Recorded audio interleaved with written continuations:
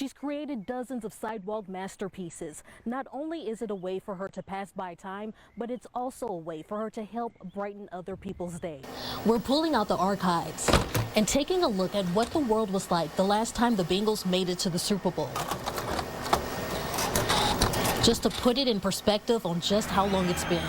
Yeah, it's not as many people here as it was earlier, but there's still a handful of people here excited and ready to party after tonight's big win. I want to show you some fans that I just met. They're excited and ready to party.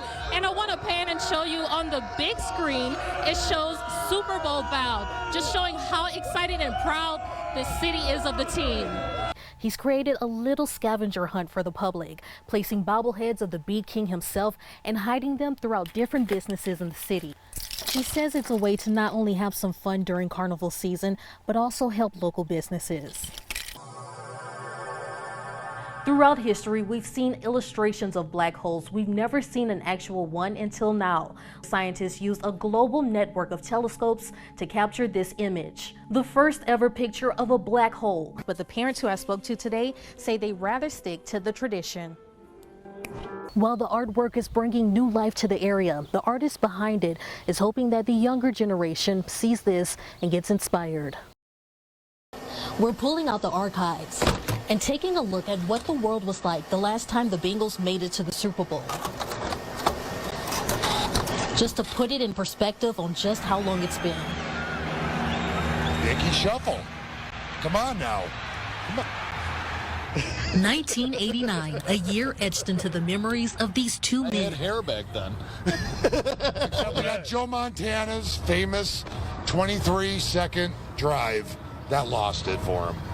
But anyways, it was still a great game. They're not from Cincinnati, but it's a tradition for them to travel for the Super Bowl. For 6 years now, we've been coming to a city whose team is in the Super Bowl because as Lions fans, we're never going to get to experience it. We're living vicariously through. We live vicariously through other teams. You can call them a good luck charm. We were in Tampa when they won, and we were in Kansas City, Philadelphia. We were in Philly, they won. When they won. And we're in Cincinnati, so let's do this. While they remember the Bengals' last appearance at the Super Bowl, they also reflect on how different the world is. Yeah, you had to remember people's phone numbers. So here's some facts we pulled up about that year. The World Wide Web was just invented. Paul Brown Stadium wasn't around. The Bengals instead played at the Riverfront Stadium, which no longer exists. President George Bush had just taken office 2 days before the big game. The Berlin Wall came down. It was also a year before the Gulf War began. I did 2 tours over there. So that was my last freedom before I went to the service. Yeah, so that was my last Super Bowl I saw for a while. While it's been a long road back to the Super Bowl, fans have continued to show their support. Can't wait. See it with the family. Oh, We're 3,000 miles away, so to get together for this every year is tradition. It's fantastic. Can't wait to see it. Kendria LaFleur, WCPO 9 News. A hot summer day isn't stopping this pint-sized entrepreneur from running his lemonade stand. I am hot, but I am not. The person behind Chase Lemonade Who's poor? an 8-year-old. And like most kids, he likes to have fun, Well, but only on breaks. let's get back to work. The lemonade stand began 2 years ago, but Chase has always had the mind of a businessman. He was about 2.5 or 3 years old. He asked Santa Claus for a rental property. So we didn't have the resources at the time to get him a rental property, but we gave him an idea of how he could learn to make his own money and establish his own rental properties. Here's your fresh Chase's lemonade. Now his lemonade stand has expanded beyond his neighborhood. While school was out because of the pandemic, Chase had more time on his hands to focus on his business. It's been hard. It's not fun to be staying inside. With the high demand, he's now serving gallons of his family's secret recipe to others. People from New Iberia, Lafayette, as far as Houston. Got the peanut butter candies. A big business for an 8-year-old with an even bigger heart. With some of the money he earns, he gives away gift cards to children, free lemonade, and he's on his way of creating a nonprofit to continue helping those in need. Let's hope that Chase can be a role model to anybody who has doubts that they can't make it or they can't succeed in life. I mean, we took just simple old lemonade and we're turning into something bigger. At this day and time, We need to show our youth how to be able to take care of themselves. Lessons Chase is continuing to learn. Man don't work, man don't eat.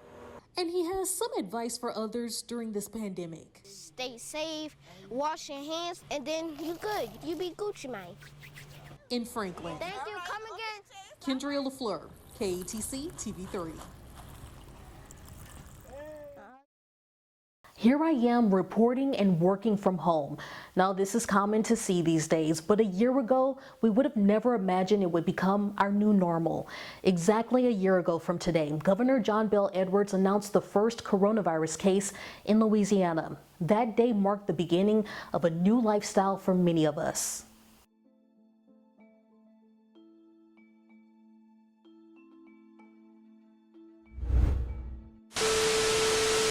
Just minutes ago, while I was on a conference call with Vice President Mike Pence about the coronavirus, I learned that we have a presumptive positive case here in Louisiana. Now is the time for seriousness.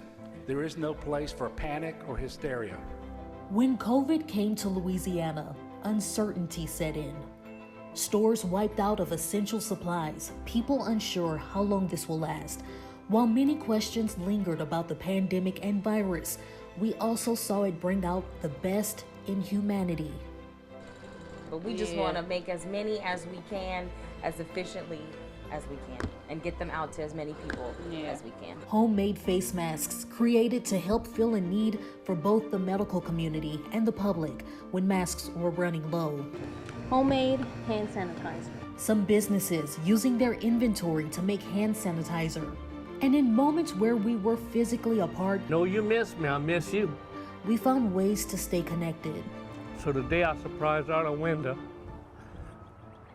with this and just telling her I love her and we'll get through this.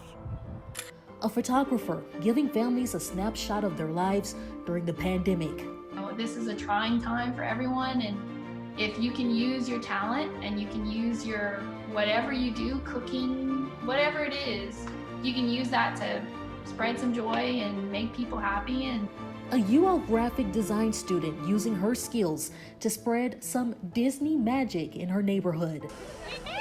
Parades put on by many schools, families, and loved ones as a way to stay connected from a distance. And when schools shut down, meals were still provided to families to make sure no child went hungry during school hours while they were home. While we've adjusted to a socially distanced life, we've proven what Acadiana is best known for. A community that always comes together in times of need. we can bond together and get through it. There's no doubt about it. I mean, we're Louisiana, we got that. Kendria LaFleur, KATC TV3.